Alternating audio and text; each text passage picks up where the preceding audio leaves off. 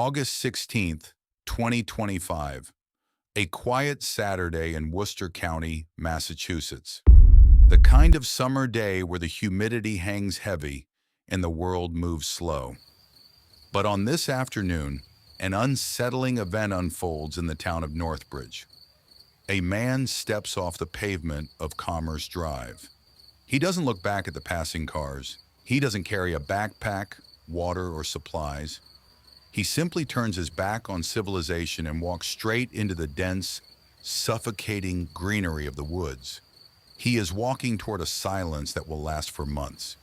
He will only be found when the elements have stripped his identity away, leaving nothing behind but his skeleton.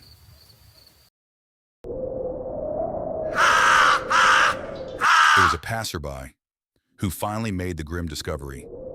Deep in the thicket, off Commerce Drive, there, above ground, unburied, lay the remains of the stranger. He was lying next to an old twisted tree. No phone, no wallet, no notes.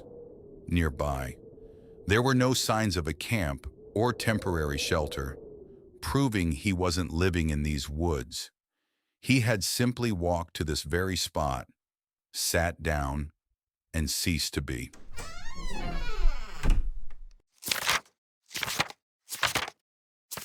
The state of the remains wreck made immediate identification impossible. Forensic artists couldn't reconstruct his face. All the investigators could determine was that he was a white male, likely middle-aged or older. His clothes were still intact, a gray tracksuit, white socks, and black sneakers. But the police quickly hit a wall. Missing person databases yielded no matches. He was a ghost in the system, but when medical examiners looked closer at his bones, they realized his body carried a detailed, painful history. His skull revealed signs of intense medical intervention. Examiners found a surgical bore hole cover, a clear indicator that this man had undergone major neurosurgery.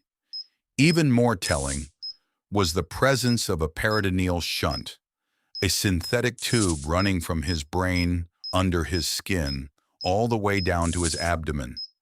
These shunts are implanted to drain excess cerebrospinal fluid, a critical treatment for conditions like hydrocephalus.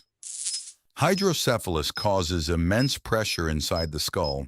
If left untreated, it leads to severe headaches, loss of coordination, and can ultimately be fatal.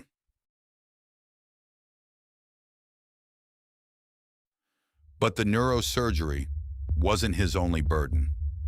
Examiners discovered an elongated styloid process, a bone projection pointing directly into his neck. This is the definitive marker of Eagle syndrome. It is a rare, excruciating condition where a literal needle of bone constantly stabs into the sensitive nerves of the throat. Every single turn of the head, every swallow, triggers a sharp, agonizing neuralgic pain. This man lived in a state of perpetual physical torment. But this brings investigators to a profound paradox. The road where he left civilization, Commerce Drive, isn't just an empty street. Right there, only a short distance from where he stepped into the trees, sits an urgent care medical center. Why would a man who clearly knew the medical system, a man with a shunt in his brain and a debilitating, painful syndrome, walk past the doors of a clinic? Why choose the dark, isolating forest instead of the doctors who could help him? Was this a conscious choice, the final desperate act of a man tired of suffering the relentless pain of Eagle syndrome?